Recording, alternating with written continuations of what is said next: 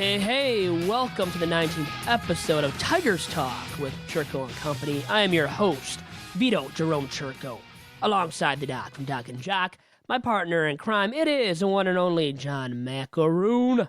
John, what's going on today? I'm in the building. I'm looking forward to your podcast. We just had a very fun Periscope. We got engagement from Colombia. All the followers and supporters of our Periscope on the network are really fun. They're engaged, and I'm looking forward to another podcast. Lots to get to regarding the Detroit Tigers. I am feeling a little bit, I'm feeling lied to by the owner of the team. We're going to get into that. We're going to get into the moves, and I'm looking forward to get your perspective on, we've added a couple more pieces to the puzzle here with the Tigers, and I want to see you, and I want to get your opinion on where you think this Tigers team is, because in my opinion, I'm a little underwhelmed. I'm not going to lie. And you know what? We don't want you underwhelmed, Doc. We cannot afford that to happen. I appreciate that. Okay, so I'll say that much here. Alongside you with this great equipment in front of us that we're utilizing today from the Detroit Sports Podcast Network. Want to thank you for all that. Want to thank DetroitSportsNation.com as well for hosting our podcast weekly and all the podcasts here under the Detroit Sports Podcast Network umbrella. With all that being said, Tigers baseball now, Doc. How about the signing, first and foremost, of Mike Pelfrey? Now, not overwhelming. That is underwhelming, the signing of him. But he's a back end of the rotation guy. I know you and Adam asked me on Twitter last week when it happened, what did I think of the signing? Well, you know what? He's not going to excite you, not going to get you going and get your juices flowing. But you know what? Yeah, it's something like that. But you know what? He gets the job done, and that's all that counts at the end of the day, baby. What do you mean he gets the job done? At the back end of the rotation. As a 4 ERA guy. Now, he's not going to throw 200-plus innings or, like a ton of innings or a ton of great ERA kind of baseball. He's not that great, dominant, ace-caliber starting arm. But he's a back end of the rotation arm. Avila and company knows that. And you know what? They respect that, love that about Pelfrey, and that's why they brought him in. And, this guy was a top prospect at one point. He was. Pitched for the Mets for a while. Was a top prospect then and there. Was good. Was actually this guy that was going to be an ace. Had numbers that were kind of similar to ace caliber marks. But then he got hurt. He's flamed out to a degree since, or he's declined to a back end of the rotation guy. That's what he is now. Like I said, Tigers accept that, know that about him, and they gave him a contract that's fitting to a guy that pitches according to the standards of a fourth or fifth starter. So for me, with that being said, I am more than fine with this guy being acquired as a fifth starter. Because still, remember this, he's an upgrade over the likes of Buck Farmer, Shane Green, Matt Boyd at this point, as the fifth starter for the Tigers. Okay, so what does he bring to the table? What does he feature? What do you see about him? If you need a minute to look him up, or if you need to know a little more, if you need to know a little bit more about him, what does he bring to the table? I think he's going to slot in as the 4 because I really feel like Avila and the pitching staff and everyone is looking at Justin Verlander, Zimmerman, Sanchez number 3, then Pelfrey 4 with Norris rounding out 5. I think they really like that, and if anyone emerges in spring training like Boyd or Farmer or anybody, maybe like a Kyle Lobstein that can compete for that 5, I think that 5 spot is going to be the spot that's open for competition,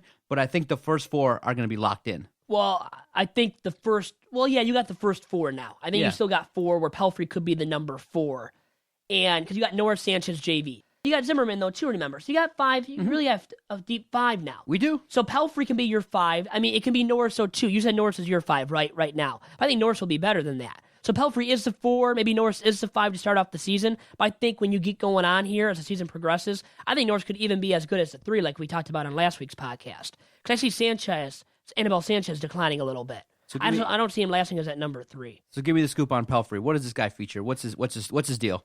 So what he does is that really he pitches to contact. He's not going to strike you out or have great, K per 9 or K to walk ratio numbers. He's not a great starting pitcher overall. We know that about him. But for what they're paying him, it's fitting that he's a back end of the rotation guy. Like I said, when you look at his fielding independent pitching number, it was a 4 last year, 2015. Before that, it's been a 3.99 as recent as 2013 with the Twins. So since coming over to the Twins, he's developed, refined his craft, and developed into this back end of the rotation guy that gets it done, but not too impressively.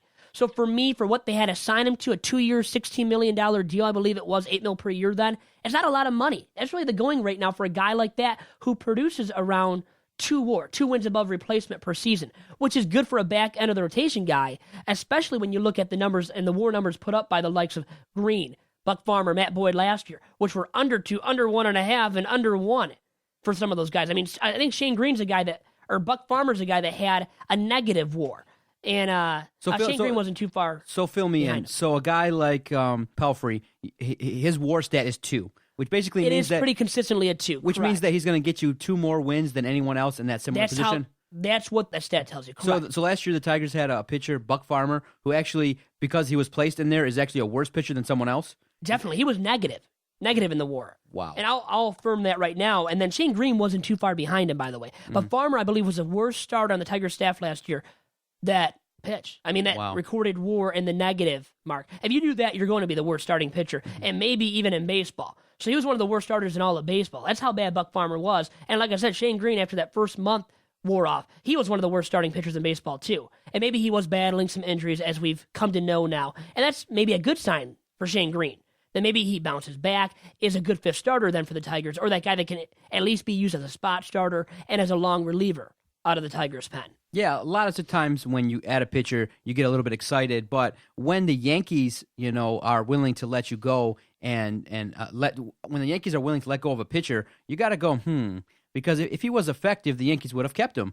But I know that you have to sometimes trade away pieces in order to add to your club. But Shane Green definitely started off great, but yeah, I think injuries played a part. He's going to be someone maybe that can help in the bullpen if he comes back and does rebound. I'm not sure I see a great starter just yet out of him. I'd have to see a little bit more of him, but he did start off great. I mean, he was looked at as someone who, with that 4-0 start, as someone that, maybe this is someone that we can count on. But right now, he's relegated to, again, show me status, and we have to wait and see on him and how he's going to come back from the injury-plagued season that he had. So Buck Farmer, -1 WAR last year. The year before, -0.4. He's not good. Not even replacement level. I mean, he's below replacement. That indicates that's how bad he is. That indicates that by putting him in, you are causing your team detriment. That you're losing the game before you even start it by starting Buck Farmer almost. And Shane Green, like I said last year, was not far behind him. Let me look up his stat. And all these WAR stats are according to BaseballReference.com, by the way. It's a site that I love to use. It's really a go-to website for a lot of baseball writers, aficionados, and just fans of the game like myself who talk about it on a podcast.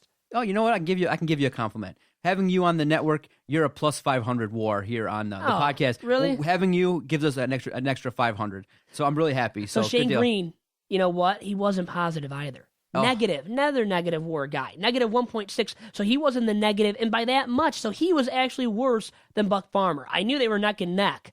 So Farmer barely trailed Green. But to have those two, that bad of starting pitching, those two bad starting pitchers in one rotation in the Tigers rotation last year, that sums up how bad the Tigers season was and how significant their pitching woes were, Doc. Well, I'm happy that now the Tigers have embraced the numbers. And Al Avila came out and blasted Dave Dombrowski. He kind of said and hinted that the organization hadn't really relied on the numbers as much as other organizations. This tide of looking at advanced analytics is really taking over and permeating Major League Baseball. And now the Tigers have added several front office people who are going to look at the numbers and I'm hoping that the numbers that these new additions have are going to be, positive replacements and guys that actually shake out with the numbers. If a guy like Pelfrey, if a guy like Lowe comes in and is going to be someone that you can get at a cheaper price but it's going to produce great advanced analytic numbers, and I know throughout the year you'll be the one that's going to be looking at it and filling us in, the advanced analytics guy here. I guess I am now. I never thought I would be the sabermetric-friendly guy or the math guy, but I can crunch the numbers. Really, it's not crunching the numbers. I'm looking up the stats in Baseball Reference. And I do love the analytics, too. Good. I do. And I'm hoping that these guys that they brought in will pan out in terms of the numbers. So just based in terms of the numbers, is what you're saying is Pelfrey, if you look at the numbers on Baseball Reference, the advanced numbers, the sabermetrics, the numbers indicate that he should have some positive value for the Tigers. Should be 4 wins above replacement approximately. Wow. 4 wins better than Shane Green was. Okay. I mean, based on stats from last year, Pelfrey, so Green, when you do Green WAR, was -2 almost, and Pelfrey's a +2. That's a 4 WAR difference. That's huge, right? I mean, you even know that. I mean, you just look at a little bit of that or hear a little bit of it, and you can tell right then and there and sense it that they upgraded big time over Shane Green, even though, like I said, Green maybe is a bounce-back candidate. And honestly, I trust him going into this season, into 2016, more than I trust Buck Farmer right now. I don't trust Buck Farmer at all. I think he's damaged goods. Okay, so the good thing is that Comerica Park provides pitchers the sanctity and the relief of having a much larger ballpark to work with, where a guy like Pelfrey, who pitches to contact, can, have some good numbers at Comerica Park, a notoriously well-known pitcher's ballpark. So I'm looking forward to see what he can do at Comerica, as well as Zimmerman, as well as the new other relievers that we've brought in, as well as the new reshaped bullpen. So the pitching staff is coming to grips, is coming to terms with what we've got now, and I'm kind of excited to see what is going to be produced on the field. It's going to be interesting. Let's talk about Mark Lowe now. How about him coming over from the Blue Jays as a free agent, pitched with the Mariners there, first half of the year, pitched with the Mariners to start off his career, and had a career year last year, split between the Blue Jays and the M's, and really in the pennant race with the Blue Jays too. That's how significant he had to be, and he was to the Blue Jays, because he was pitching in the heat of one of those races down the stretch for the Jays, getting the Jays, helping them get to the playoffs, obviously winning the American League East division, and hugely significant at the back end of games for them. And now, for sure, he'll be the guy that is the eighth inning guy, for sure, to start off the year. He'll be entrenched as that to start off the season. And I think he's good enough to get it done as a right-hander out of the pen, who's a veteran right-hander too, who's been good, like I said, over the years. Not as good as this past season in 2015 with the Jays and the M's, but I believe he can repeat it now. I think he's got the stuff. He reached high marks with his velocity. I think he's thrown the hardest recently that he's ever thrown in his career. So I think with that being said, he has a velocity, has the numbers in recent memory to back it all up, that he can repeat the success that he had last year in 2016 with the Tigers and as their eighth inning guy. And right away, right off the bat, he's an upgrade over Bruce Rondon, who might not even be back with the ball club. He's an upgrade even over Blaine Hardy, over some other late inning arm types who they've had in the past and had last year, such as Al Albuquerque, who's gone. Now. Remember, he was not DFA, but non-tender. So was Neftali Feliz. Those guys, really a waste of space at this point. And they upgraded by getting Lowe, replacing those two guys with Lowe for the eighth inning. And really, I mean, I know Al wasn't always used as the eighth inning guy, but Feliz, they were trying to do that with him. He wasn't ever good enough and probably won't ever be good enough to do that going forward.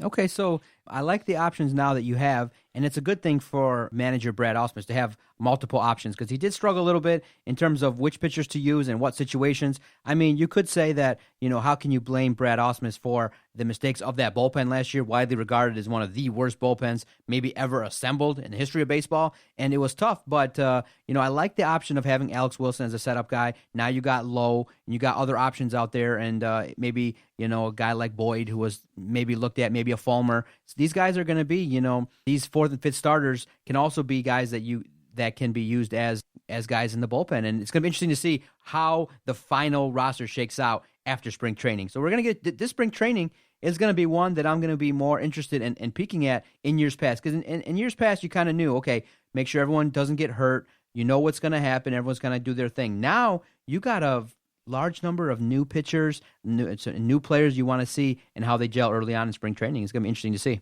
And the Tigers really shouldn't have defined roles in the bullpen. Remember that I think that cost Ausmus extremely last year. And in his first year too, in 2014, he mismanaged the bullpen. And it's because he tried to set these guys in defined roles, defined innings every single game. You can't do that consistently as a manager in the big leagues anymore. You got to utilize, or at least fall back on analytics a little bit to figure out the situation at hand. When do you use a guy? Do you have to always use them in the same role in the eighth inning or the ninth inning even, where K-Rod will be used now? I don't think that should be the case. That's why Wilson can be used in the eighth, along with Mark Lowe, as you said. Blaine and Hardy, Bruce Rondon.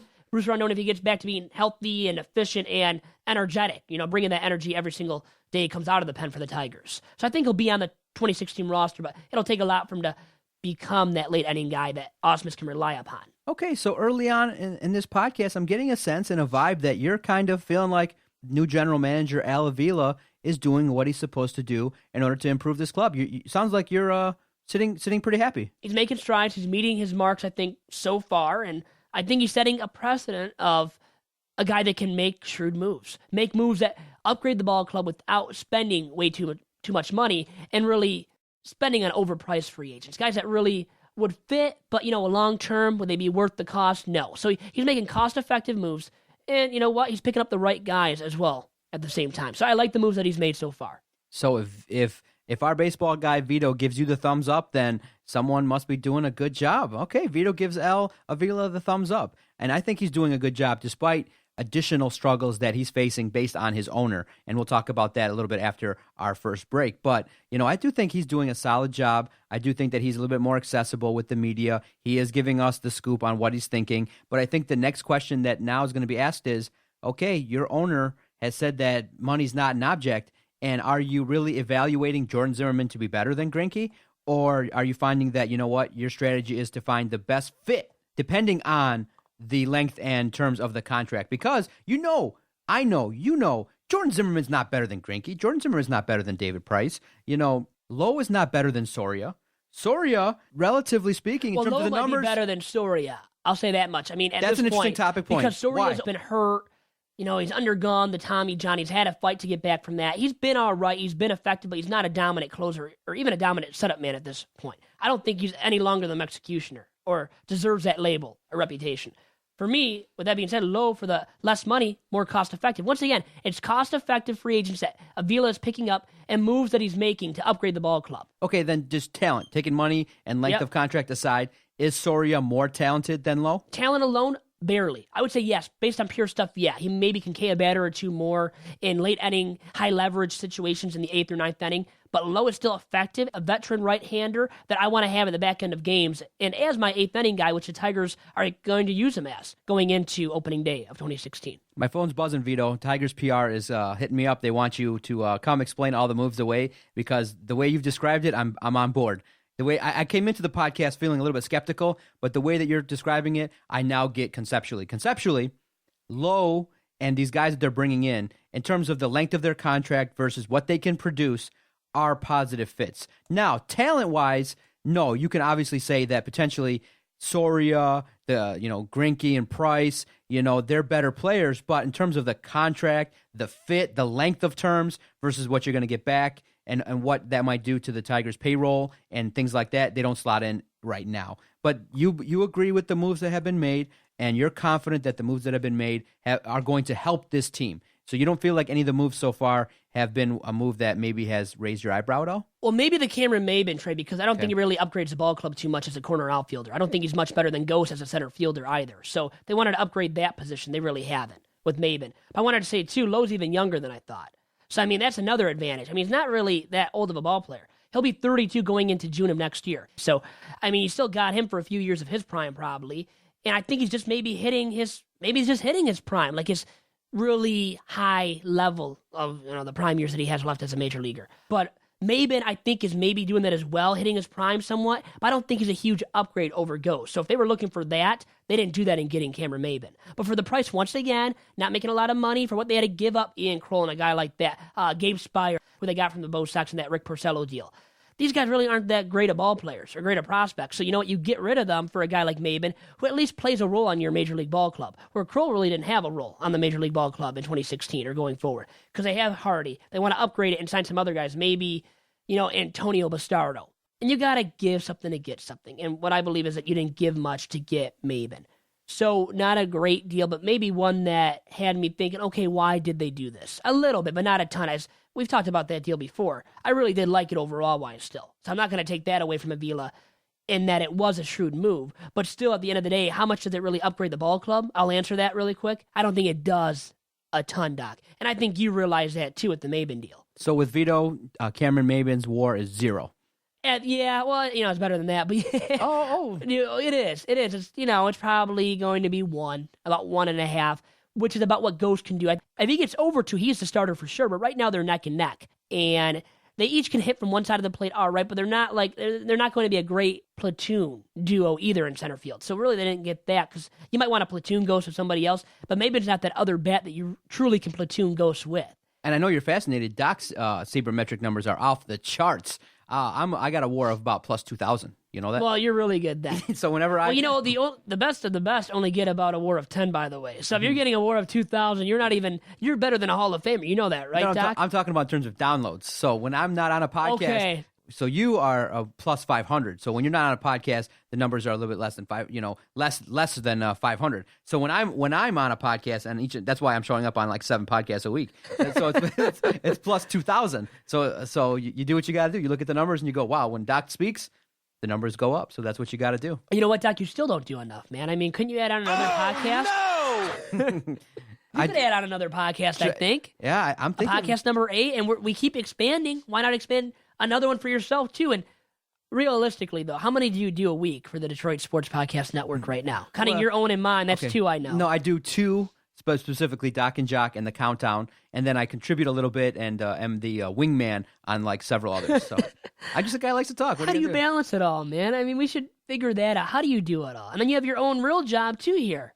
Well, you know what? When you're passionate about something, when you want to do something, I mean, basically this is what I would do if I wasn't working. I would just be chatting up with people going, hey, what do you think about this? What do you think about that? Basically, we're doing what I do on the Twitter page is just, I would say, hey, Vito, what do you think about this? And what do you think about that? And I got a chance now to talk to people who are in the know. And this is like the best project I've ever really started, and it's taken off. And I mean, where else can I just express myself freely in any way without any restrictions and talk to people who love what they do? I mean, you're a baseball guy. I love getting your insight because, me, I'm just a fan. I'm just a fan of all the Detroit sports and a guy with a loud mouth and that can kind of form a couple sentences here and there.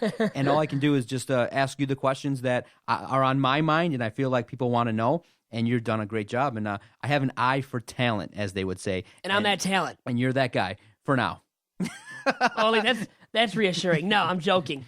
But you know what? I was going to say, too, K-Rod and Mark Lowe are two guys who, are older, but they're still relatively in their primes, per se, or at least for the first part of their deals and tenures that they will have with the Tigers. So, I mean, you got K-Rod right now. He's 33 going to turn 34, like we talked about. But Mark Lowe only 32, turning 33. So I kind of like that, too, that they're not too old. They're veteran guys, veteran presences for the clubhouse, for the bullpen, to mentor some guys, have their experiences throughout the years. But they're not 35 or above. They're not that old. They're not past their prime, in so many words. And neither is Mike Pelfrey, who's above 30 once again, but he's not too old. And you kind of want that veteran for the back end of the rotation. So I like what they've done, getting some veteran presences, and even a guy like Cameron Maben. Once again, probably the weakest move of all the moves that Al Avila's made so far as the Tigers GM. All right, Vito, let's take a quick break. After we take this quick commercial break, I want to tell you a little bit about my thoughts regarding Mike Ilitch and how he maybe has misled us with what he said at the Jordan Zimmerman press conference. Stay with us, Tigers Talk Podcast, episode 19 on the Detroit Sports Podcast Network. Doc here for FanaticU.com, Detroit Sports official outfitter and the official outfitter of the Detroit Sports Podcast Network. All this month, Vito, if you want to shop online, you want to take care of your friends, you want to buy, great sports gear for all your family and friends, go visit FanaticU.com and at checkout, use the promo code DSP. And by using that promo code DSP for Detroit Sports Podcast, you'll save 15% off your entire order. This week alone, there's a lot of great deals on Michigan items. Even if there's an item on sale, you use that promo code at checkout, you'll save an additional 15% off your entire order. Our friends at Fanatic U have done great things. They definitely help support the network. So save money. You can save additional money off of items that are on sale or on clearance. You can buy your friends, your family, Michigan gear, Michigan State gear, lots of new playoff gear because Michigan State's now in the college football playoff. You can support the Red Wings, Tigers. Visit FanaticU.com. Use the promo code DSP at checkout. You'll save 15%. And this month, you'll be entered to win. If you buy anything at all at Fanatic U and you enter that promo code, you'll be entered to win a $100 gift card. We're going to run a contest, so it doesn't matter what you buy anything at all. All you got to do to enter is enter that promo code. You'll be entered to win a $100 gift card to start the year. So thanks to our friends at Fanatic U. We appreciate that. Support those who support us. FanaticU.com, Detroit Sports official outfitter. And now back to Tigers Talk with Chirco and company.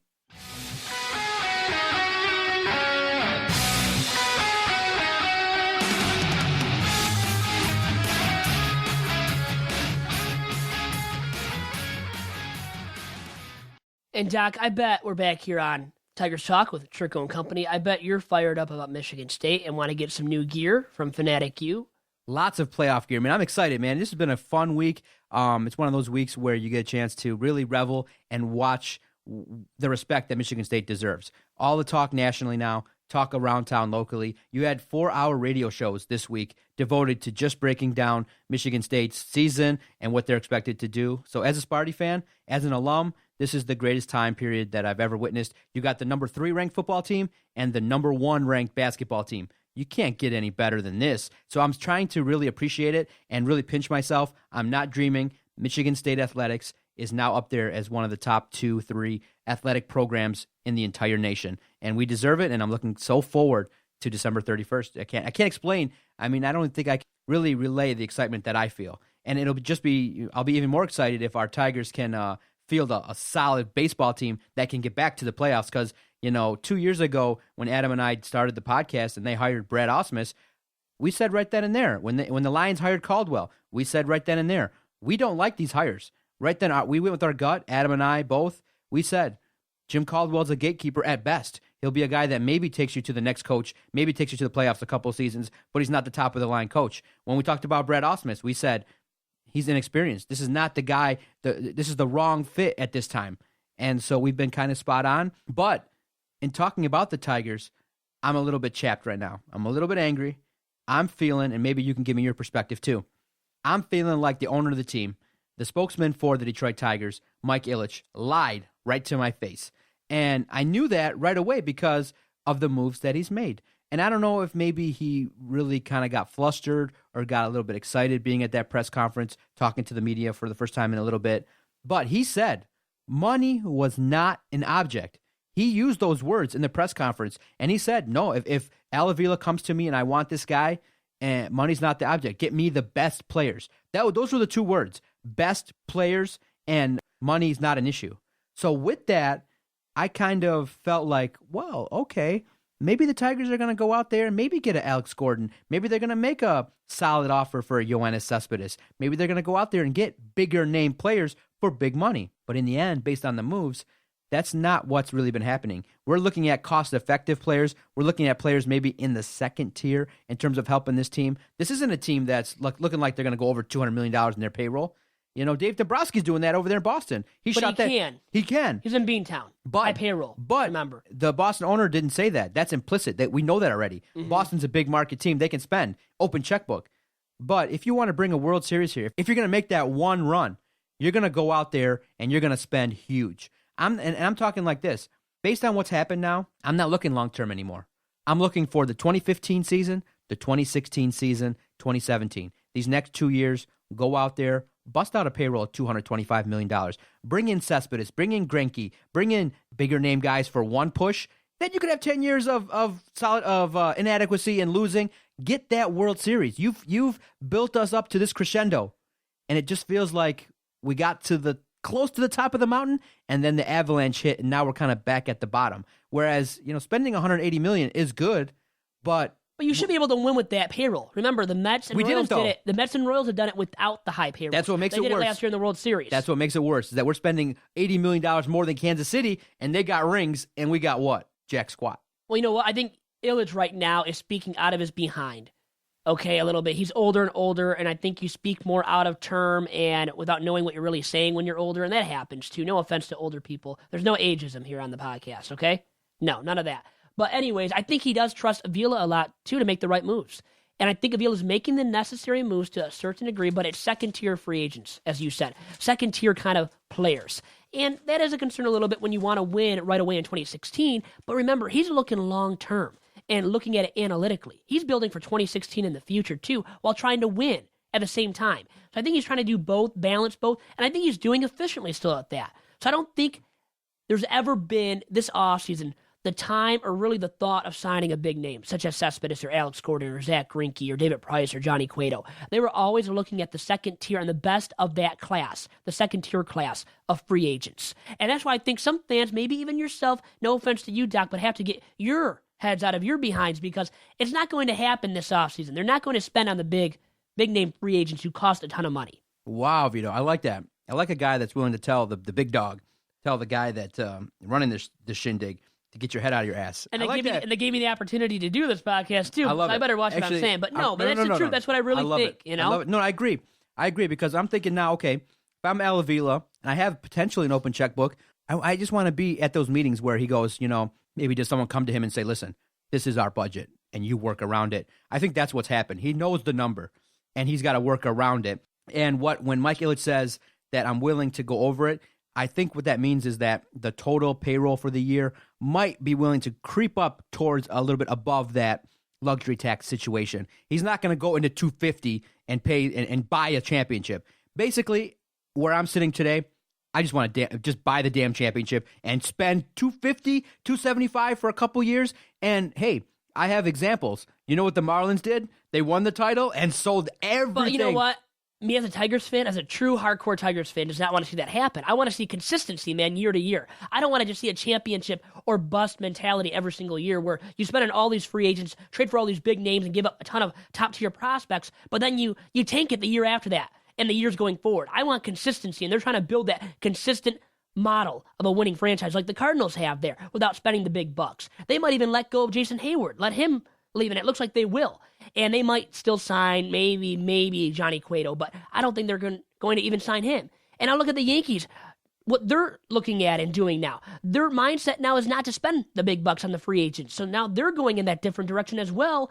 And you know what? They didn't do too bad last year, not spending as much money. And the Royals and Mets are two testaments to what that model has been now, what the new trend is in baseball, which is not spending big bucks, but instead actually building up your farm system, building from within, doing well in the draft. So if you build through the draft, build through, building up a farm system, that's the way of really doing it nowadays. And the trend has been set by the Royals, by the Mets, and even by these big market ball clubs like the Yankees and Red Sox and Dodgers that now have huge scouting departments and all over the country, but all over the world too. So they're widespread in their farm systems with the prospects, with the scouting to get the prospects in place in their farm systems. And they are building now more and more through the draft. Tigers need to do that as well and need not to fall into the trap of building for 1 year and that's it. Because it's very hard to win that way. And the Tigers have proven, even with spending the big bucks and having the big high payrolls, they haven't been able to win in recent memory. So that's why they're going in this different trend that is becoming a theme of how it's done, of how you win in Major League Baseball today. And I like that the Tigers are kind of going in that direction now, where they're getting away from spending the extremely huge amount of bucks and instead are focusing on their own farm system, their own prospects, and building from within in that manner, Doc. No, I agree with you. I think it's a different philosophy. But the problem is, though, if you're looking at long-term, Dave Dombrowski decimated that. There is no, I mean, and that's why they are where they're at right now. So that's why Avila is going in that different direction. And I think he has to because of that, too. Mm-hmm. No, I understand completely. And organizationally, maybe with some moves, maybe in the draft, you'll see a new focus on the minor leagues. But just based on how they've positioned themselves with Dave Dombrowski and now, you kind of need that payoff.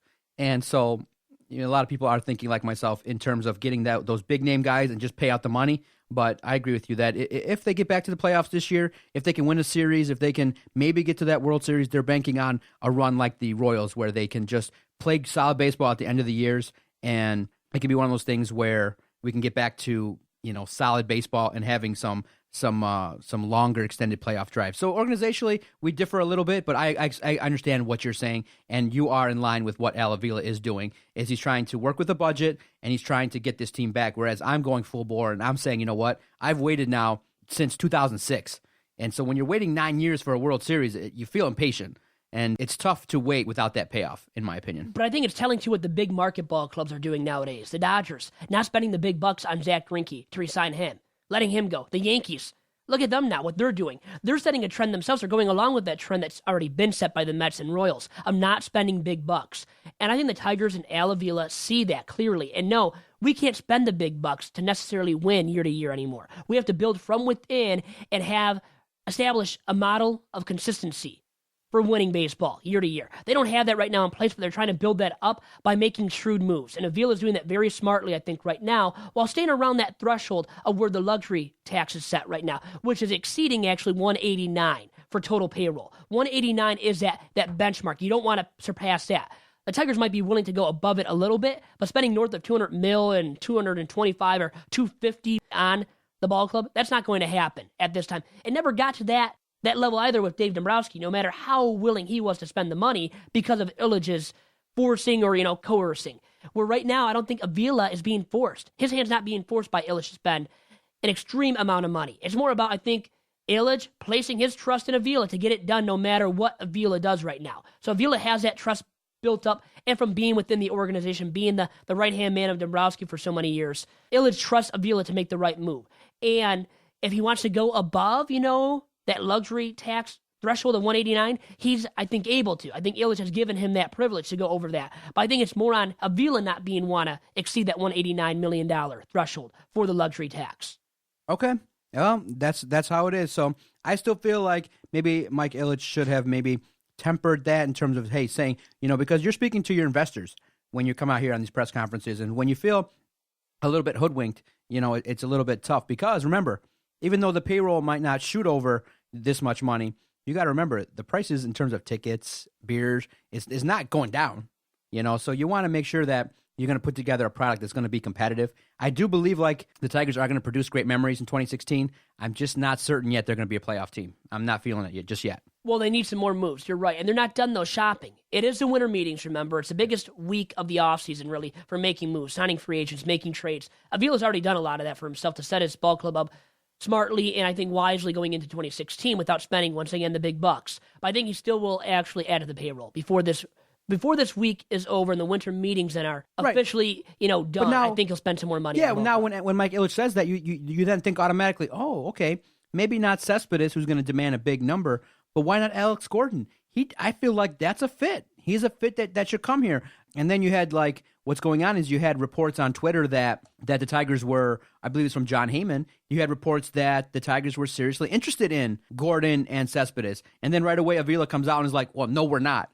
So it's kind of like one of those things where you get excited like, oh, we're going to get a nice present. And then they're like, oh, hell no, let's not even go shopping. Are you kidding me? Well, we're not going to Apple Store. We're going to Walmart. Yeah, Avila's telling the kid, which is Mike Ilitch now, hey, temper your expectations, right? He's setting him in place, which is funny because Ilitch is the owner. But like I said, he's placing all his trust, I think, right now in Avila to make all the decisions. It is Avila's ball club.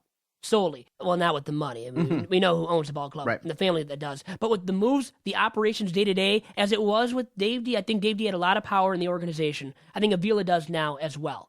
And the reason why they won't pursue Gordon, Cespedes, they're injury-prone. And Gordon, for one, is 31 right now, turning 32 in February. So he's getting older. He's been hurt recently, was hurt last year. Cespedes was banged up last year towards the end of the season. They don't want to open up the checkbook for a guy who's in his 30s already, plus, such as Gordon, who is also injury-prone. And Cespedes also, like I said, has seen his fair share of injuries recently. So he's a stud, athletic freak of nature, even more than Gordon. But right now they want to steer away from that, and I think they're doing so wisely.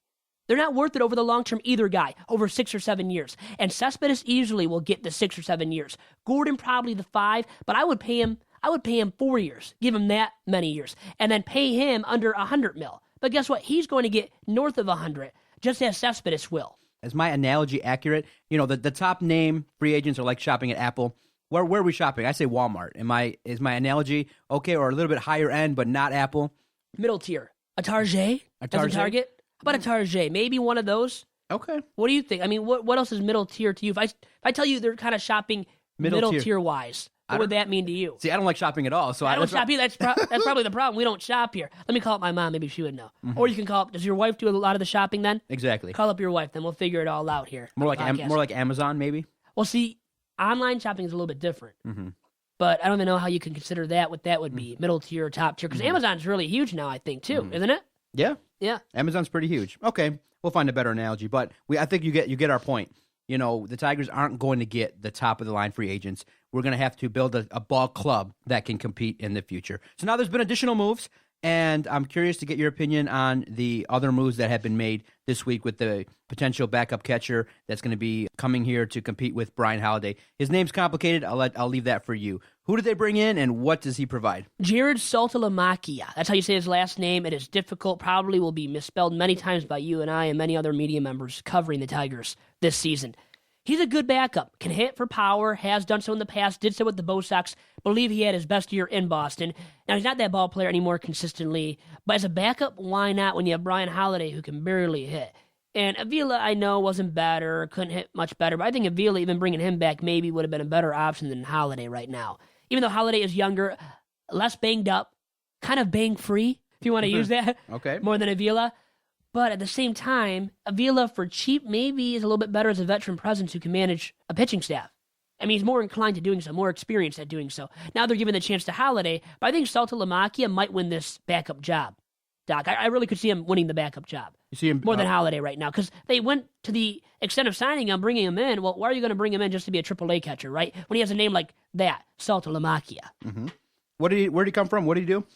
He was with the Marlins recently. He's really bounced around a lot lately because he was with the Red Sox, had his best year, like I said, then signed with the Marlins, was a disappointment there, let go, flopped around since, like a fish, right? Flopped around. And now he's with the Tigers, I think in a position that he will be able to handle as a backup. He's not a starter anymore, but here and there can hit for some pop and do it better, more efficiently, more often than the likes of Holiday for sure, and even Alex Avila. And like we said, Alex Avila is probably nearing the washed-up stage. So getting Saltalamacchia is an upgrade over him and also over Holiday at this point, in my opinion. Okay.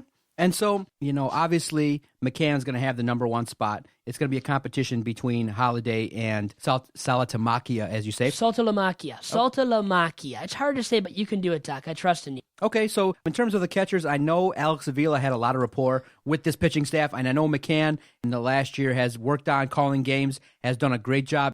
Opposing runners have a hard time stealing against McCann. I'm just interested to see what your opinion is on what the newest addition to the Tigers brings to the table. Well, talking about Salty once again, Salty can hit from both ways, by the way, so I didn't specify that, because I know he hits right a lot. He can hit left, but I don't even know what his numbers really are left-handed-wise, because really they could use that, and that's what they're missing by, losing Alex Avila, obviously. But I can look it up for you, too, Saltalamacchia, what he did from the left side of the plate, because, like I said, he's done both. And you know what? Last year, he was with the D-backs there after he was let go by the Marlins. Didn't last with the Marlins, like I said. It was a bad, disappointing tenure for him there in South Florida. He hit .225 total last year, but in 2014, solely with the Marlins, he only hit .220. So .220, .225. He's coming off of 2 bad years in a row, and that's why he's a backup right now, and should be. But with the D-backs, he picked it up a little bit, hit .251, 8 home runs, and that's where he comes into play and can be effective. He can hit for some pop. And that's what I like about Saltalamacchia going forward as a backup for the Tigers. And why I think he's better than Holiday, but still McCann's going to get the majority of the starts, and deservedly so, because he's a young up-and-coming catcher for the ball club right now. And they need to see more of him with the game managing now. How can he manage a pitching staff? Can he do that? How can he call a game? Is he going to be doing good at that? Because if not, he might not be the best starting catcher out there. And he still, remember, has to get better at the plate offensively, too. If he does, though, upgrade in both categories or both regards, well, this guy is your definite starting catcher, and for a long time, and at a cheap price tag, remember, too, because he still is on his rookie contract. James McCann is.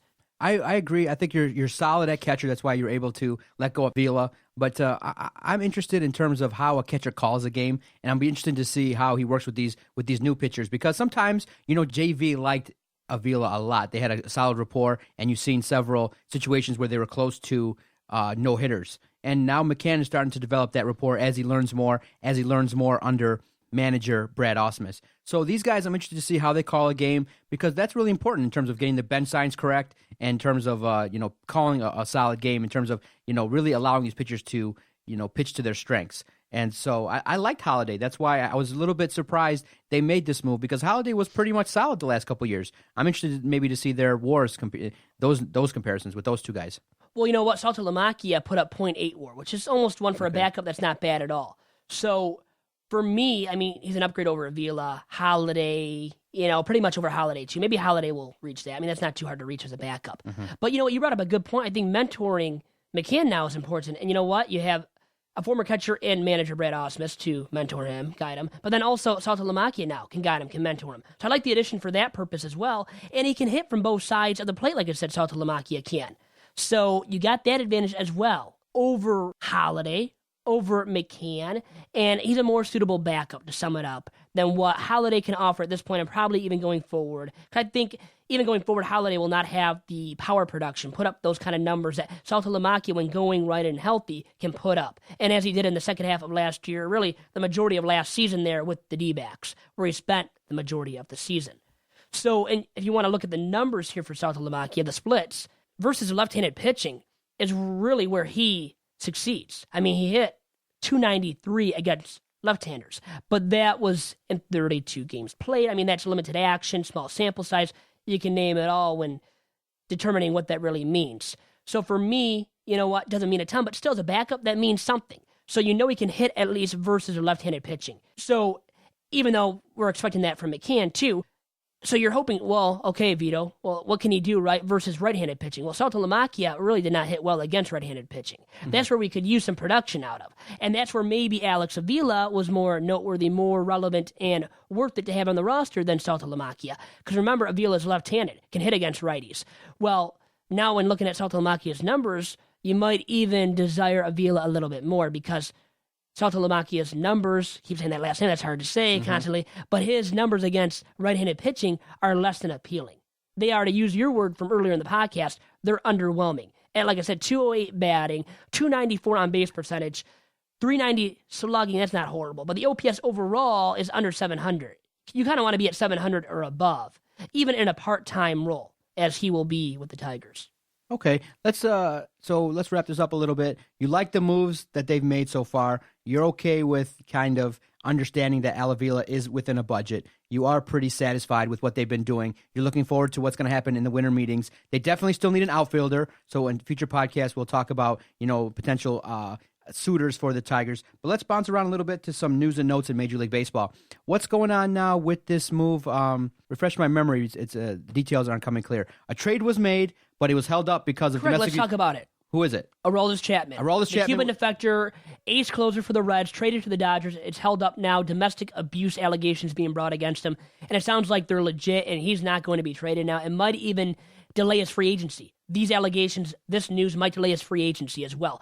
Believe he'll be a free agent after the 2016 season, as from what I've read. That's what I've been able to sum up. What a huge mistake, man. Mistake that he made. He could have been a Dodger right now. A much better situation. He would have been in for a huge payday after 2016. Now, like I said, it might be delayed. His numbers, salary-wise, will go down for what he can make going forward. And now, he's not damaged goods. He's still young, a flamethrower, can throw above 100 miles per hour consistently as a ninth inning guy. But now, he's got some these allegations put a damper on what he is as a player. I mean, it's a black spot, right? It's a black eye on what he is capable of, what he is as a reliever, as a closer.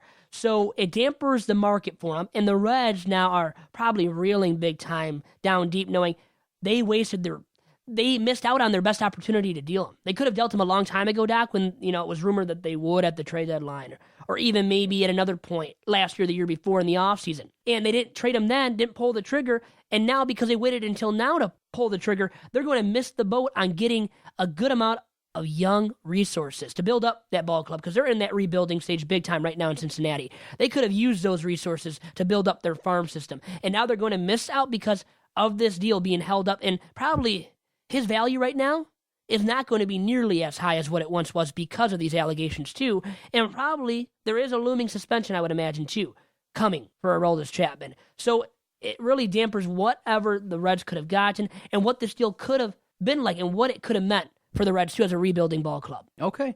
Then the other news, big news made, was Zach Greinke has a landing spot. It didn't take long for the market to be reset in terms of who is the highest paid pitcher.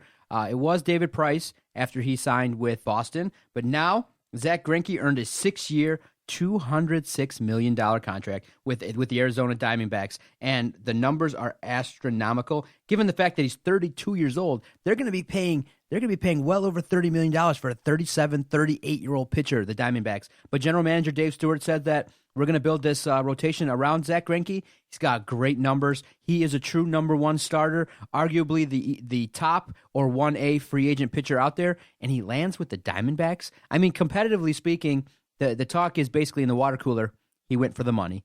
And who doesn't nowadays, right? Who's not money hungry, right? And a little bit selfish here and there. Yeah, but really, in the end, what's the difference between $25 million and $30? That's what I think too. But I go to a winner. I go to a winner. Yep. I want rings because in the end, yeah, the money up front will be huge. But if you look at your lifetime, if you're a multiple World Series champion, then you can do radio, you can do journalist, spots forever, right? You have like earning potential outside of the game, not like as much as maybe the difference between 25 and 40 million, but between 25 and 32, I might take a little bit less and maybe more years and have it extend out until my lifetime to go to a winner, go to Boston, go to the Yankees.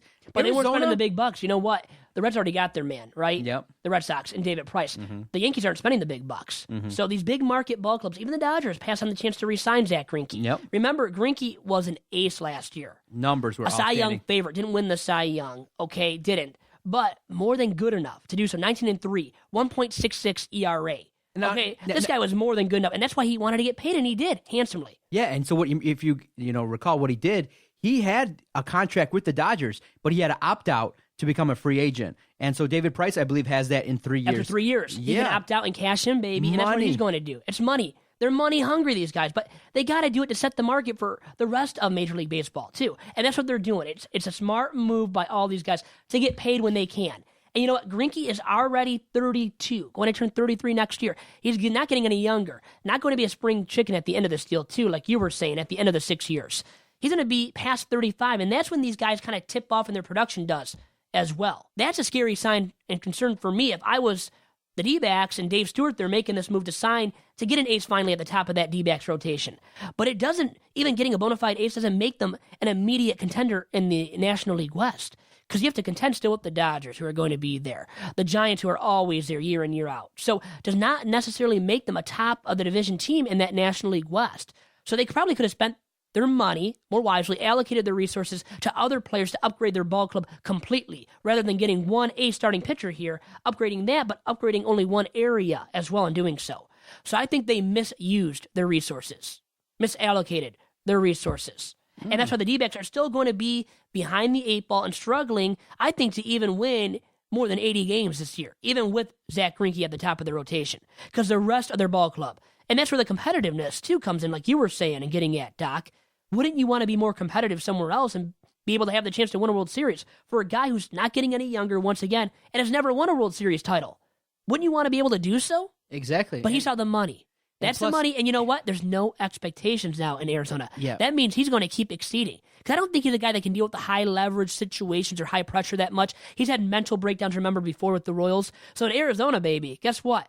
There are no expectations. You can do whatever you want. Easy living in great climate, great environment, and right? also, too, when you talk to athletes, I've had a chance to interview a couple now, they are ultra competitive, and they really do believe, despite, us sitting here, they believe that their talents can help them actually get a ring. So they don't say, oh, I went for the money, when they did. Well, they can't say it, right? Yeah, what they say is, I believe that my talents provide this club with a winning attitude, a winning environment. What I bring to the table can help this team win a championship. And the athletes really believe that. They believe that their services can be part of, I'm just part of the team, and I'll do what I can to help win a championship. So that helps. It helps ease the, the thought that, hey, going into the season, they're not competitive. They really believe before the season starts, each and every club believes that they have really a solid chance. But in reality, when you really look at it, barring significant upgrade in talent, barring some, a miraculous run, they get off to a hot start and they carry it out for the year, Arizona's not going to get out of the National League. The Cubs and the Mets, baby, they're going to dominate. It's going to be Mets, fun. Dodgers, Giants in their own division. Yeah, exactly. So I don't do that. I'm the guy now. I realize I take less and celebrate more, baby. I want to celebrate. I want to win. I want rings. I want multiple rings. And if I'm talented, I'd share the wealth a little bit. Give me another guy with me, 1A with me. So I would actually, if I was Greinke, I would have asked to go to Boston and maybe taken less. I know it's bad for the market, but I would do it. I'd go there and have Price Greinke. You're going to have a solid chance for some competitiveness. Winning is, I think, more fun than getting the big, huge paycheck when he's already been paid now for the better part of the last 4 years. I mean, that contract alone, if you invest it properly, will set you up. 1 or 2 more years making 15. Dang. And then if you get lucky, you win. You get the ring that 1 year. You get a 2 or 3 year opt-out clause. You get out 35.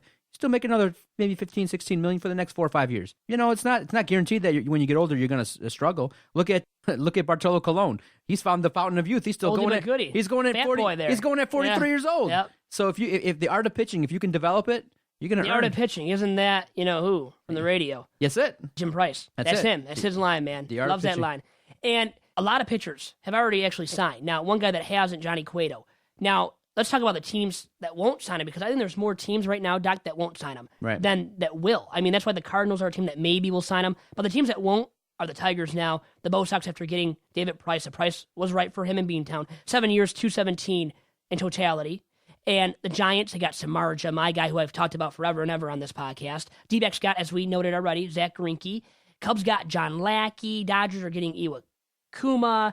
Yankees aren't going to spend the big bucks. Mets aren't either and don't need to. Which leaves us with who now for Cueto? For big money that he's looking for big money because he saw Zimmerman even cash in. He saw other guys now. Greinke, Price cash in. He wants that Price money. He wants that Greinke money or something very darn close to it. I don't think he's worth it or will get it. Yeah. But then you could say, though, one team. It takes one team, right, Doc? One team. To give in. You think the Yankees, they're going to be out? See, I don't think so because I don't think they're spending the big bucks anymore. Which leaves a team, as I read, the Cardinals, who are probably losing Hayward. And they could use a rotation upgrade, right?